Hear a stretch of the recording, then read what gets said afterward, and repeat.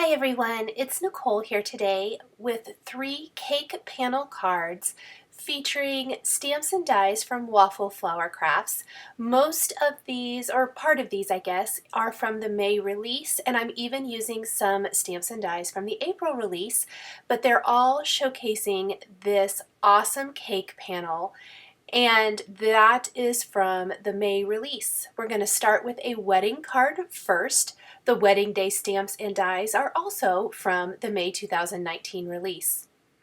I have stamped the bride and groom from the wedding day set on smooth white cardstock using Hero Arts Intense Black ink, and I'm coloring them in with Copic markers.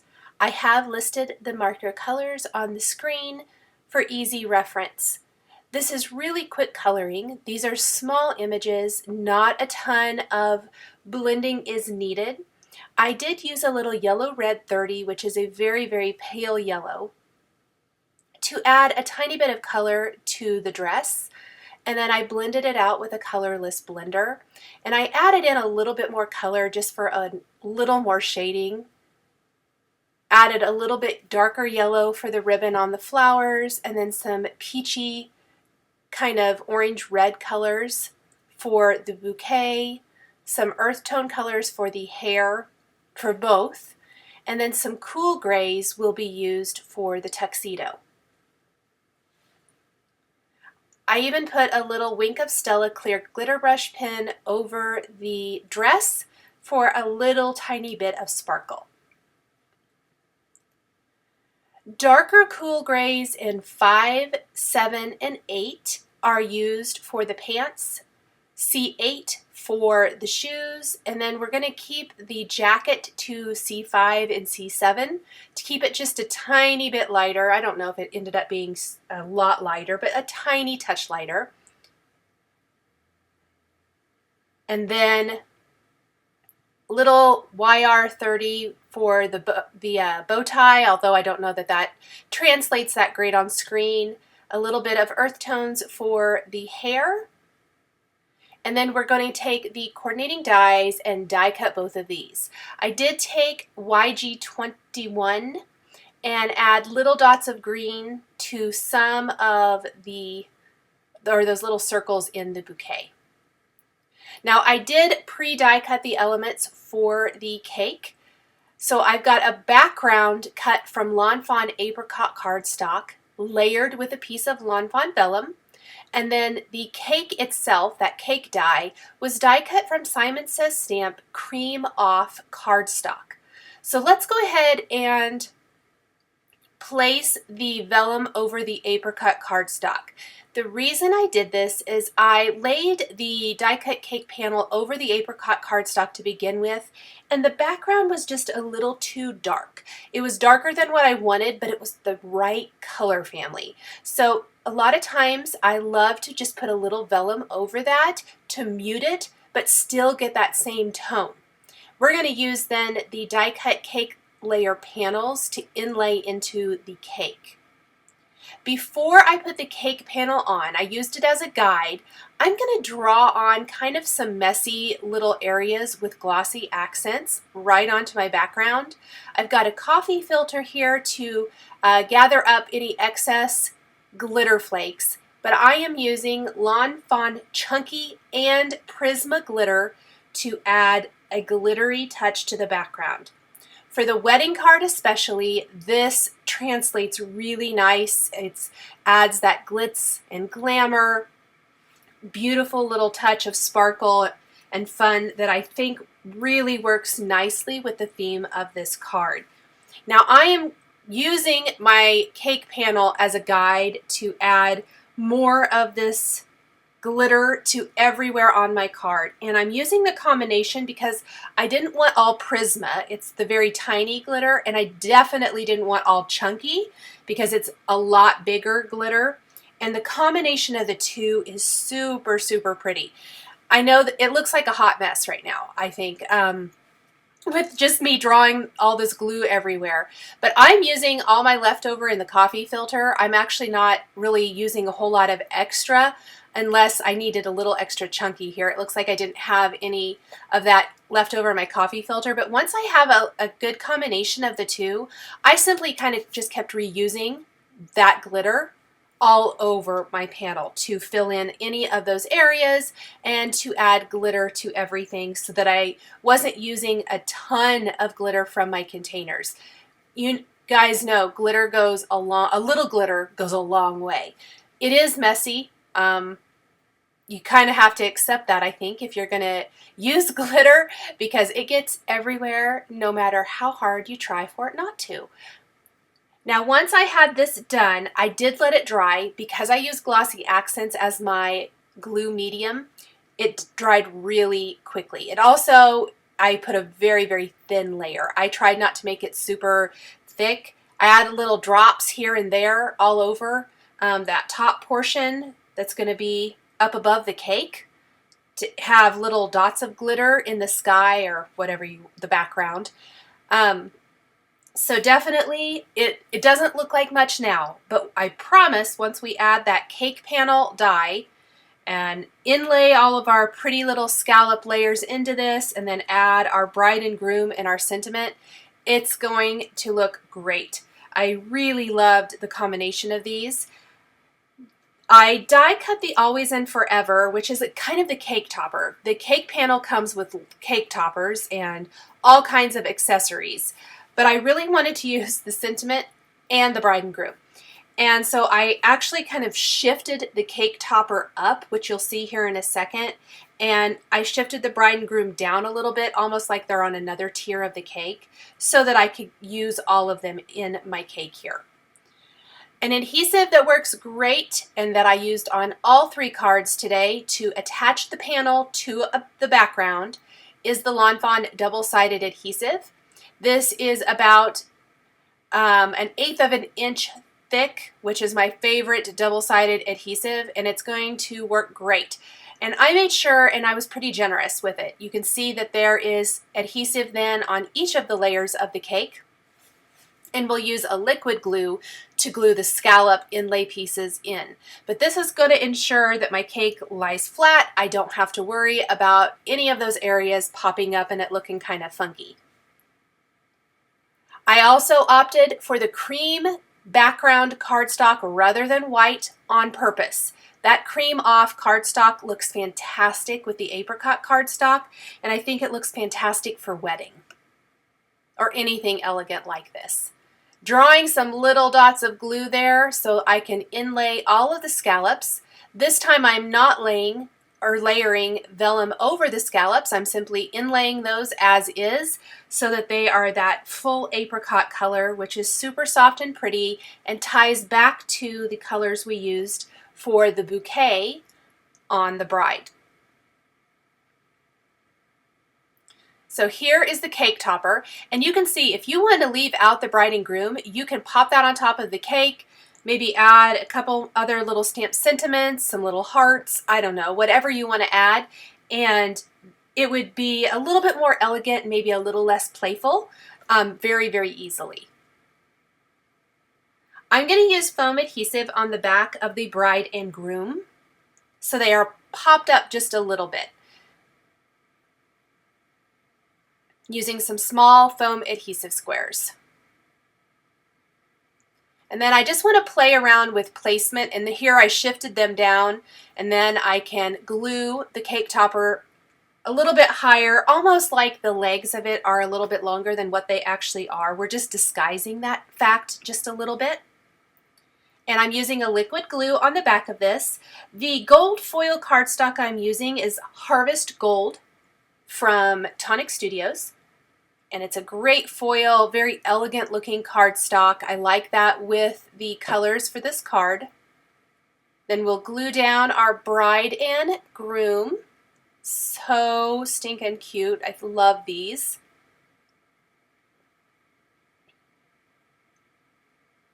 I want to make sure we get those lined up as close to perfect as possible. Now, I need a little something else at the top of the card. And I think even if I had left off the bride and groom, I would want to add something else. So while I contemplated kind of, do I want to add more die cuts? Do I want to add a different dimensional embellishment? And what I ended up using are the doves from the Wedding Day stamp set. I went ahead and decided to embellish the scallop layers of the cake with Nuvo crystal drops in pale gold. And I'm adding little droplets to each scallop. These are going to dry pretty quickly. They're very small, so they dry faster, but to be on the safe side, I always like to recommend that you let your cards with Nuvo crystal drops sit flat and dry completely for 24 hours before you put them in an envelope and mail them. That's going to help ensure that the design doesn't flatten as it's put into an envelope. So we're going to go down every layer. Now, something I forgot to do, and I want to mention it at this point because it's obvious that I did the Nuvo crystal drops first, is I should have stamped my additional sentiments before I did this step. I did manage to do it afterwards and it was okay, but the Nuvo crystal drops can react with the heat. I made sure that my heat gun was super hot before I brought it to my card, so that I limited the amount of time that the gun was hitting the paper and hitting the Nuvo crystal drops, so that they didn't react and kind of blow up and explode. They're not going to explode, but you'll lose your shape. I should have stamped my sentiments first, but I did not, so I will do that later. You can get away with that if you wanted to stamp them and not emboss them, not add heat. You could do that very easily. I decided I wanted gold embossing powder, and so I really should have done that first. And I just wanted to mention that at this point, in case you haven't tried using embossing and then having Nuvo crystal drops on a project, I would always recommend doing your stamping and embossing first. My doves are all going to be colored with some cool gray markers. Very quick coloring, blending out with a colorless blender so that we don't get that color too dark. Little dot detail with my darkest marker. And then we will die cut these with the coordinating dies and pop them in place on our background, again with foam adhesive, kind of match the look and feel of the bride and groom. And I love, this really just balances out the top part of the card, I think.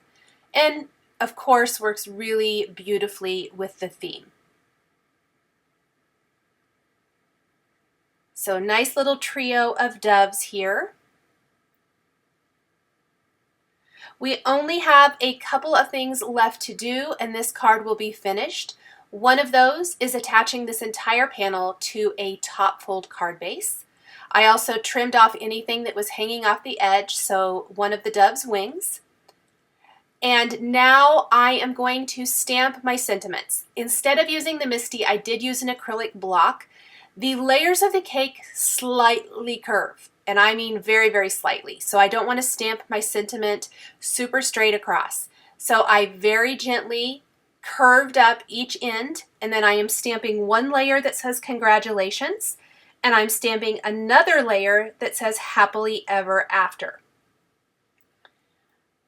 I want to note that another idea to limit the exposure of heat to the Nuvo crystal drops is that I stamped both phrases first, added the embossing powder, and then made sure, as I mentioned, that my gun was very hot. I probably warmed it up for a good 60 seconds before I ever brought it to my paper and ever heated up the sentiments, because I was a little worried about them kind of reacting badly. I knew better. I have tried this before, and obviously on accident. It was just one of those things that I forgot to do, but learn from my mistakes. I guess do as I say and not as I do. Kind of what we tell our kids.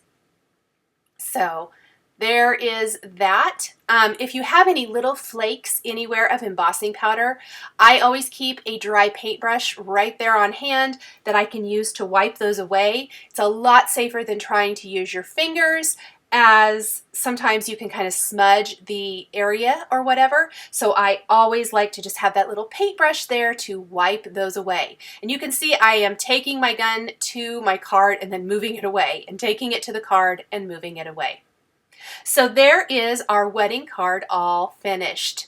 Let's move on to the first of the 2 birthday cards now, and this features the cake panel and the batter stamps and dies. Now the batter stamps and dies came out in April, but absolutely love these. For anyone who is a baseball or softball fan, or baseball or softball mom or grandma or aunt or whatever it might be, I think this is a fantastic stamp set. I really love this. Perfect for the summertime. And works for lots of different things, but I thought it would be really cute to decorate the top of a birthday cake with these, with 2 little images from the batter stamp set. So we're going to build the background of our card first with Tumbled Glass and Salty Ocean Distress inks on regular standard smooth white cardstock. This is Nina heavyweight white cardstock. We're going to spritz this background with water from a distress sprayer. It's going to oxidize here a little bit, or the water will the ink will react with the water and move away and leave some light areas. We're going to blot that dry with a dry paper towel, and then using the components that I'm going to use for my card as a guide, I'm going to take sentiments from the batter stamp set and kind of lay it all out to see where exactly my sentiment needs to go. And then I'm going to line up the phrases in my MISTI and stamp them. I was able to stamp 2 lines of text with 1 press of my MISTI. And then the 3rd line of text I will do separately. They just work together best that way. So the sentiments read, "Hope your birthday is a home run from your #1 fan." And I love that you can mix and match. There's other sentiments in this stamp set, so you can definitely do other kinds of greetings. I mean, there's swing batter, it's your birthday, have a ball, thanks coach.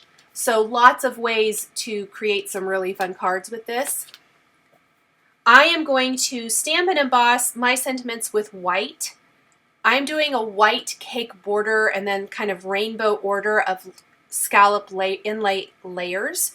And I felt like the white really worked the best with this design. It's going to work with the design and not take away from it, if that makes sense.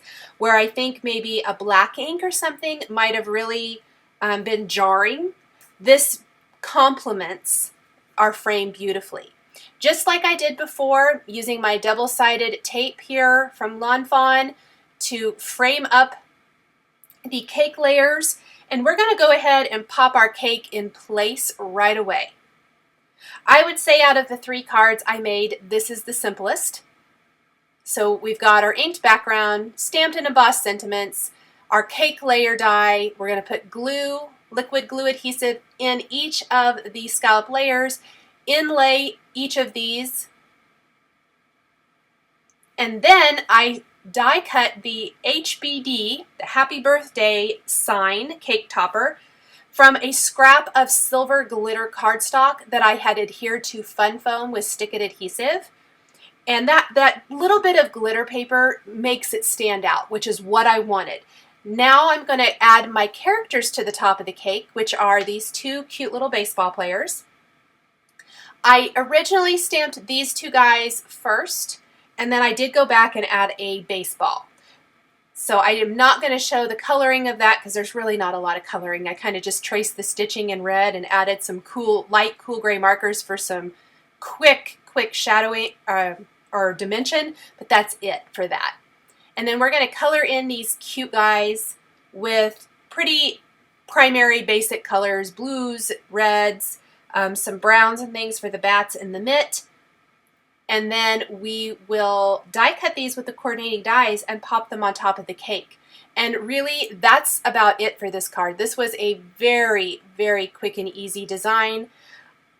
Consider there's also the gymnastics figures from April. So if you want to make a girl version as well, maybe you would like some of those. Also, there's little soft ball girl players in this batter stamp set, so you could very easily make a little cake with those girls for that, for a girl version. And then there's just so many in this collection. I love the camo designs from Waffle Flower, so kind of go through all of those and see what other cute cake toppers you could make, because these are the same style and design as the wedding day that we just did. I have listed the marker colors across the top of the screen, so if at any time you're wondering kind of what I'm using, that is where you can find that information. And I kept the colors pretty simple for this. These are fairly small images, so not tons of shading is really required for these cuties. I am going to pop these up then on either side of the HBD using foam adhesive squares. And look how cute that is. The final thing I'm going to do then for our cake is embellish each of those scallops. So this is very, very simple as far as, you know, the characters on top of the cake and the sentiments and everything, but we can dress up our cake layers a little bit with some Nuvo crystal drops. I opted to do all gloss white, but you could definitely mix it up with different colors for each layer if you wanted to. Next, we're going to do another cake panel, but this time with the We Heard stamps and dies. This is also from April 2019, and the A2 layers. This is probably the most detailed of the 3 cards, just because it has a little bit more going on in a little bit bigger image. I thought it would be cute to kind of make all of these sheep look like they're back behind the birthday cake getting ready to blow out the candles, holding balloons, and then have a sign over the actual cake part of this with the sentiment. And to still be able to know that it's a cake and see the cake layers, we're going to stamp and emboss the sentiment on vellum. For the background on this card, this actually was supposed to be the background for the wedding day card, and it just was not quite the right color. And so I had inked this up with squeezed lemonade and dried marigold distress inks, blended those together, created this background, took the My Favorite Things Ray of Light stencil, and we're going to create some rays with mustard seed and the dried marigold distress inks. And it was a really, really pretty background, and I loved how it turned out. It just wasn't quite right for the wedding card. And so I set it aside, not really knowing where I was going to go with it, because as I mentioned, my original plan had been the wedding cake card, and I really thought I'd probably do a baseball design, but other than that, I didn't have a super big plan. I kind of thought the We Heard stamp set would be cute, but I didn't know if I'd use the sheep or the bunnies and how that would look and if this would even look good. Well, a lot of it gets covered up, but it still really works nicely with the color choices I'm going to use with the Zig Clean Color Real Brush markers. And so what I want to tell you is, if you create backgrounds that you don't totally love for your project, don't throw them away. There's probably another card out there you can create and use that background for that card so that you're not wasting anything, which I think is so great and so wonderful, to not discard something that you've worked so hard on. So I have stamped the We Heard image, a party hat, and a balloon originally on some Bristol Smooth cardstock using the Ink on 3 Fade Out No Line Coloring ink. And I'm going to color them in with Zig Clean Color Real Brush markers with the No Line Coloring technique. So this is a little bit of a departure from the previous 2 cards where we stamped and colored with the Zig, or with the Copic markers. I'm doing a little no-line coloring with the Zig Clean Color Real Brush markers, some beige flesh color and the blender for the faces along with pink haze, and then gray and light gray for the sheep themselves. And just trying to use a pretty light hand, kind of outlining with gray, blending that line out or softening it with light gray, and then blending out further with the blender, just being sure to kind of clean the tip of that marker off often, so that I don't pull too much of that gray color out, because I kind of got a little more than I wanted in one of the sheep's ears, and I ended up kind of trying to take the blender and pull some of that color out actually and off of the image just to lighten it a tiny bit. But I opted not to restamp it, and I'm really glad I did, because that was the second sheep I colored, and I was kind of afraid that I was going to have to start all over again, and luckily I didn't, and I was able to save this image. So we are going to color all of these guys in first. Lots of repetition. I opted to just color them all the same. You could color them different, whatever you want to do, but this cute image is from the We Heard stamp set, part of the April 2019 release. Pink haze for the cheeks, a fine tip black pen for detail on the face. Anywhere that you see me not adding detail to eyes that are kind of a little circle shape, I am actually going to add that in with a black glaze pen after I have die cut the image. If you have watched my videos before, you might know that I like to save that step until I've die cut the image, because often the die cutting machine will kind of smush or flatten the gel pen for the eyes, and so I like to wait until I've die cut and then go ahead and add that in. I'm adding color to the party hats now. This is where the color comes in, all the bright color. And then I did die cut my sheep. And what we're going to have to do a little bit is disguise the fact that the sheep image is slightly wider than the cake. So it's got that funny cutoff, and you can see that there on the right side of the screen. And I'm going to do that just by adding extra embellishment to my card. So instead of trying to manipulate it and figure it out, or I could have left that whole panel long, I just decided not to. I am going to hide that fact that it's kind of a little bit wider with some extra balloons. So I have stamped some extra images. We need lots of balloons, party hats, so I'll do the party hat multiple times, and then of course the balloons multiple times. We've got the trio of balloons, the oblong balloon, 2 circle balloons, and then kind of the basic single balloon. And we're just going to do all of these in bright colors. I like to outline with my darker color, pull the color out with the mid-tone color, and then blend it out to the lighter highlighted area of the balloon with the blender itself. So I am now taking my white die cut frame and adhering that and my sheep to my card. And you can see that I made sure to pop the sheep's heads or the ear, whatever overlapped the frame, on the front side, and the rest of the body back behind the frame, so that they're just kind of popping out there from behind the cake. Snipped off anything hanging off the edge. We are gluing down embellishments now. I am drawing lines with my fine tip black pen from the balloons to one of the sheep's hands, tying some little ribbons around the balloon there with a black pen. Adding the cake layers, which I played around with a lot of different cake layers. I could not decide what I wanted to do here. And finally opted on the blue and dark blue or royal blue colors. So this is the Hero Hues Paradise cardstock, and Simon Says Stamp Island Blue cardstock is what I ended up using. Just alternating those 2 colors for my cake. And then the candles from the cake panel die were die cut from Bristol Smooth cardstock and colored in with zigs as well. And we're going to pop those on top of the cake.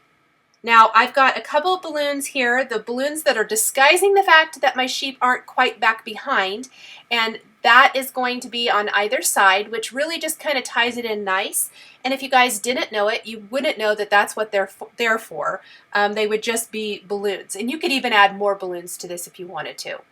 Then I have stamped and embossed a sentiment on vellum. This is from the We Heard stamp set, and I am using A2 layers dies from Waffle Flower to create this little framed up piece. So from the larger frame, I die cut the sentiment, and then I use that same size rectangle and the next one smaller to die cut Simon Says Stamp Smoke cardstock and frame up my sentiment, which helps it just show up a little bit better on the design. We will put this whole panel on a white top fold card base, and that will finish up my third and final cake panel card. Thank you guys so much for joining me today for these 3 cards featuring the cake panel die from Waffle Flower. The supplies I used to create my card are listed and linked below the video here on YouTube. Here are a couple more videos featuring Waffle Flower stamps and dies that you might be interested in. Thank you so much for joining me today, and we'll catch you next time.